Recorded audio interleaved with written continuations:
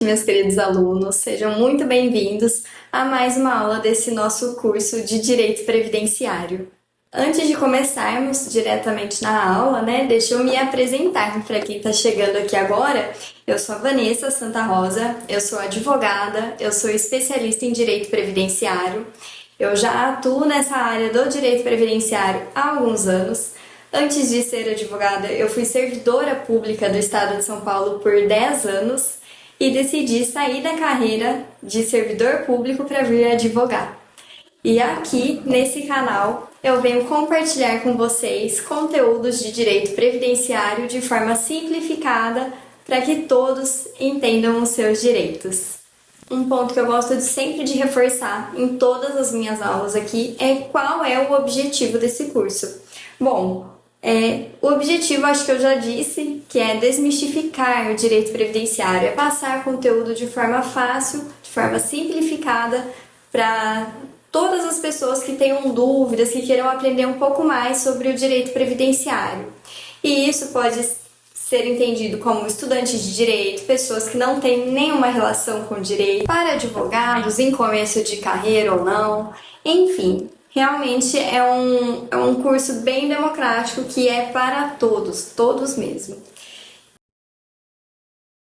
As aulas são aulas curtas que o objetivo é, além de fazer essa informação de acesso fácil, é que também sejam aulas que caibam na rotina de qualquer pessoa. Então são aulas bem curtinhas, de 15 a 20 minutos, esse é o objetivo. As aulas eu venho aqui a cada 15 dias no YouTube para trazer uma nova aula sobre um novo tema para vocês. Tento, pelo menos, que seja sempre a cada 15 dias, Nos últimos tempos, a rotina do escritório tem sido tão corrida que às vezes eu acabo estendendo um pouquinho esse prazo. Mas o objetivo é manter 2 aulas ao mês e vamos seguir firmes. Dito isso, vamos dar início à nossa aula de número 7 aqui do canal. Hoje a aula vai ser especificamente sobre a legislação previdenciária. Eu sei que esse é um tema um pouco pesado para quem não tem contato com o direito, vai exigir um pouquinho de paciência, mas vamos juntos que nós vamos atingir nosso objetivo juntos. Então vamos lá, Vanessa, em primeiro lugar, o que é a legislação previdenciária? Primeiro eu preciso esclarecer que a legislação previdenciária vai além, não é apenas a lei de benefícios. A legislação previdenciária, em verdade, ela se refere a um conjunto de normas, de regras e leis e elas vão tratar do funcionamento do sistema previdenciário. Eu deixei aqui no nosso slide explicando que é um conjunto de normas e atos administrativos referentes ao funcionamento do sistema securitário, que isso pode englobar o quê? Leis, medidas provisórias, tratados internacionais, decretos, normas complementares. E para a gente se aprofundar em todas essas possibilidades de regras, de dados, eu entendo que o primeiro passo é a gente saber quem que pode vir e editar uma regra. Quem que pode vir, por exemplo, o INSS, ele pode baixar uma norma falando que a partir de amanhã as pessoas só se aposentam com 80 anos? Não. Então, vamos primeiro tratar do que no direito a gente chama de competência. Quem que pode vir e editar as regras previdenciárias? Vanessa, mas e como que a gente sabe quem que pode editar a norma, a lei, a regra de aposentadoria ou de qualquer benefício? Então, para todas as regras de competência, a gente sempre tem que buscar a determinação na nossa Constituição Federal. É a Constituição que determina qual ente federativo que pode delimitar regras. No nosso caso, a gente tem na nossa Constituição, aqui no artigo 22, inciso 23 da Constituição, que a Constituição Federal outorga competência privativa à União para legislar sobre a Seguridade Social, elaborando as normas sobre o sistema securitário. Ou seja, a competência para fazer as regras da Seguridade Social é da União. Não poderia o Estado de São Paulo, o município de Casa Branca, vir estabelecer regras diferentes. Mas a gente tem uma exceção nesse artigo 22, que está no seu parágrafo único, que estabelece que é permitido, através de lei complementar, que a Constituição autorize, né, a União autorize os Estados e Distrito Federal a legislar sobre o tema. Então, assim, em regra, quem tem competência para estabelecer as regras da Seguridade Social é apenas a União. No entanto, uma lei federal pode vir a autorizar os estados e o Distrito Federal também a legislar sobre esse tema.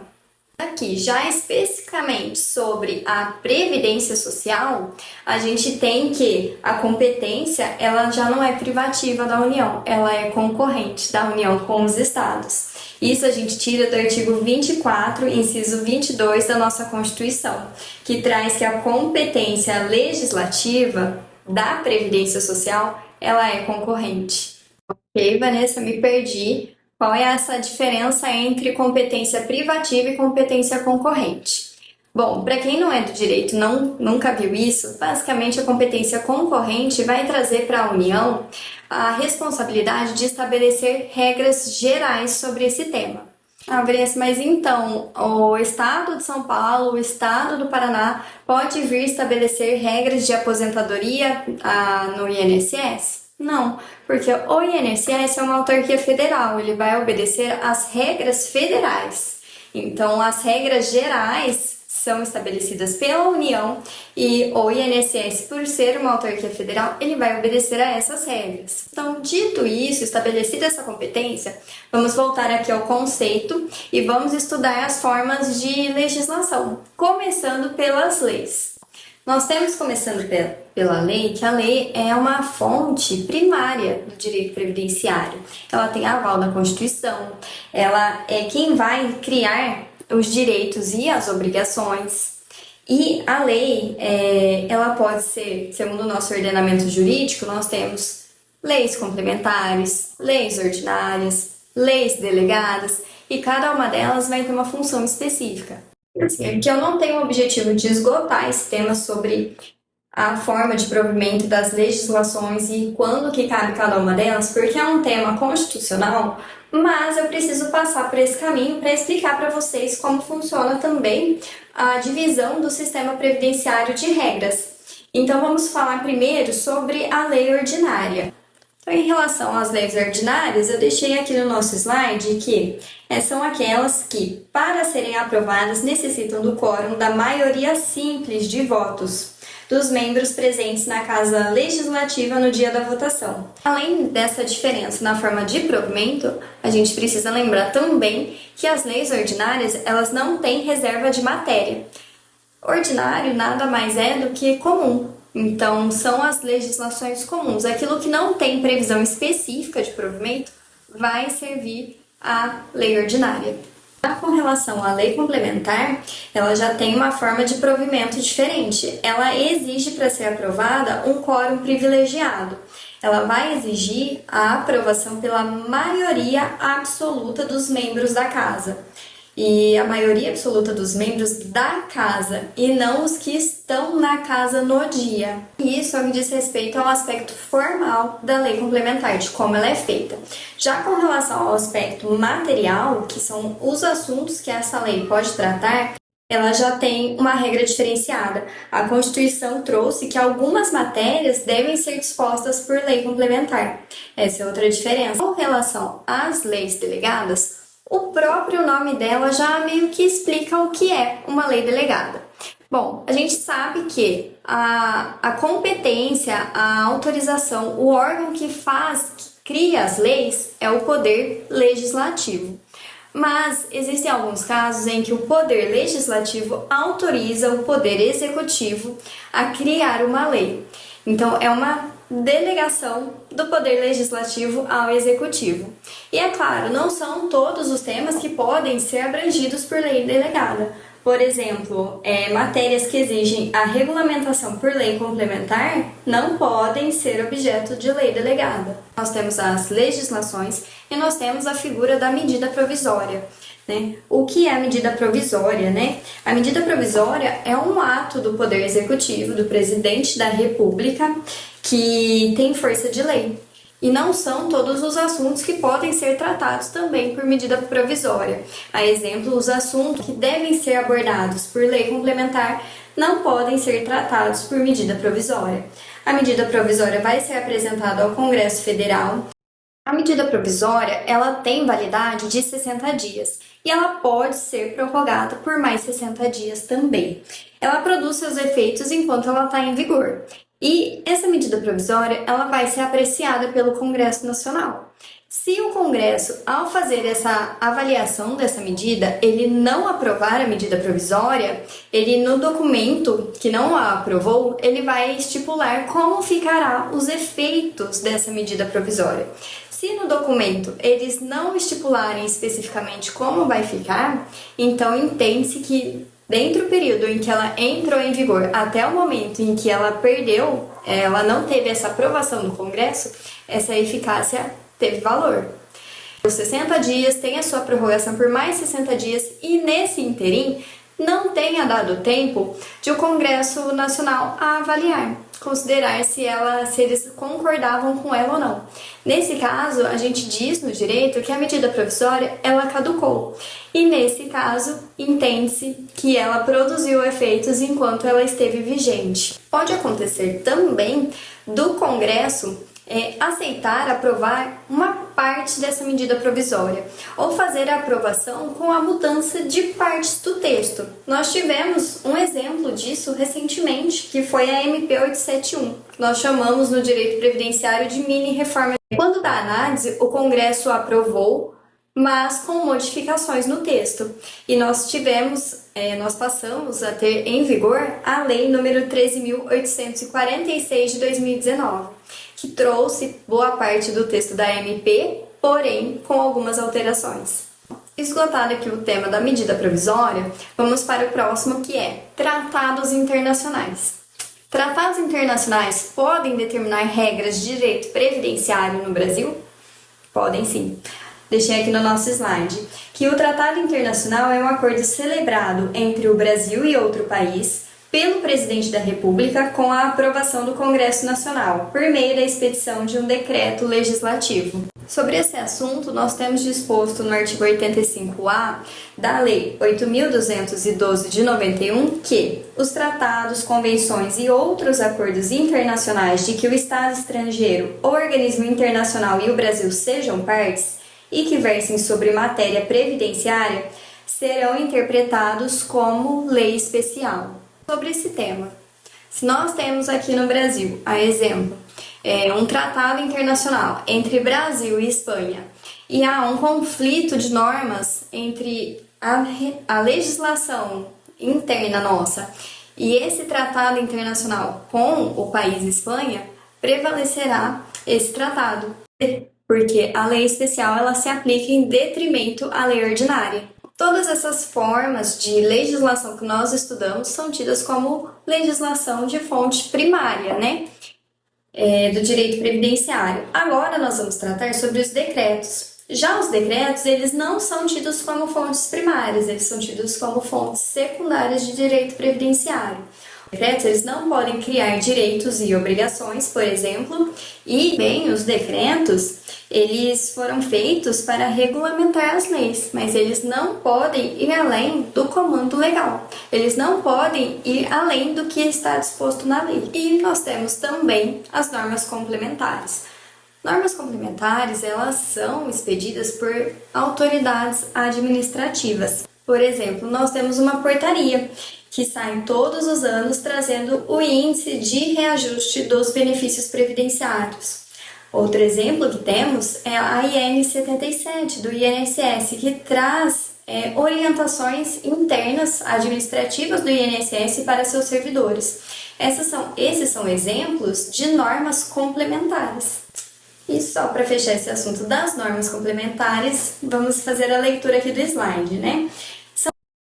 São atos expedidos pelas autoridades administrativas pressupondo sempre a existência da lei ou de outro ato legislativo a que estejam subordinadas. Nesse grupo encontram-se as portarias, as instruções normativas, os circulares, são também fontes secundárias do direito previdenciário. E falando aqui de fontes, quais são as fontes de direito previdenciário? Em primeiro lugar, e a maior de todas, nós temos a nossa Constituição Federal. E além dela, nós temos também como fontes a emenda constitucional, as leis complementares, ordinárias e delegadas, a medida provisória, o decreto legislativo, a resolução do Senado Federal, os atos administrativos, normativos e jurisprudência dos tribunais superiores. Já dissemos aqui que as leis, e aqui eu incluo medida provisória por ter força de lei, são fontes primárias do direito previdenciário. Já as normas complementares são fontes secundárias. E temos aqui também as jurisprudências. Para quem não é do direito e não está familiarizado com esse termo, as jurisprudências nada mais são do que decisões reiteradas dos tribunais superiores. Jurisprudência é a decisão reiterada no mesmo sentido sobre a mesma matéria. A jurisprudência, como geradora de norma jurídica individual, em razão das decisões judiciais, é fonte de direito, pois suas decisões são vinculantes para as partes. Num controle difuso de constitucionalidade, essas decisões elas só vão surtir efeitos, só vão ser vinculantes entre as partes, só vão prevalecer entre as partes. E por esses motivos, elas são entendidas sim como fontes do direito previdenciário. Elas podem ser usadas, inclusive, como base para os legisladores criarem suas leis e interpretarem elas. Então, sim, as jurisprudências são fontes do direito previdenciário. Esse ramo do direito previdenciário, ele é autônomo? Bom, não existe um entendimento pacífico, mas o entendimento majoritário é de que sim, ele é autônomo às outras áreas do direito. Deixei aqui no slide sobre esse tema que a autonomia do direito previdenciário ainda não é pacífica entre os doutrinadores, né? Alguns entendem que o surgimento do direito previdenciário se deu a partir da segmentação do direito administrativo devido à sua organização estatal da proteção social, enquanto outros consideram como uma evolução do direito do trabalho. E também há aqueles que consideram que o direito previdenciário é autônomo sim, desde o seu surgimento, já que, desde épocas remotas, os conceitos e princípios previdenciários são conhecidos, sendo alguns até anteriores ao próprio direito do trabalho. Sim, aqui a gente está falando sobre a autonomia do direito previdenciário. Não podemos esquecer que o ordenamento jurídico ele é único. Nós dividimos entre ramos de direito civil, direito penal, direito previdenciário, por uma questão didática, para facilitar o aprendizado. Mas ao se analisar qualquer caso, deve-se enxergar a norma como um todo, fazer uma análise completa. Hoje, com esse assunto, eu encerro nossa aula. Hoje nós falamos especificamente sobre as legislações existentes e sobre as formas de provimento da legislação previdenciária. Na próxima aula, a gente vem falar especificamente sobre cada lei. Hoje nós encerramos por aqui os nossos estudos. Tentei trazer essa parte da legislação de uma forma bem simples para vocês, para a família de vocês, para os seus estudos, e espero que tenha sido muito útil. E lembrando também que eu estou me colocando aqui à disposição de vocês, podem me chamar, podem vir tirar dúvidas, tanto aqui no meu canal do YouTube, como também no meu Instagram, que é @vaiserrosa. Eu deixei o link aqui na descrição do vídeo e quero muito mesmo poder ajudar toda a população a desmistificar o direito previdenciário. Então fiquem à vontade para entrar em contato. Desde já, agradeço muito a atenção de vocês, principalmente quem ficou aqui comigo até o final, e até a próxima aula!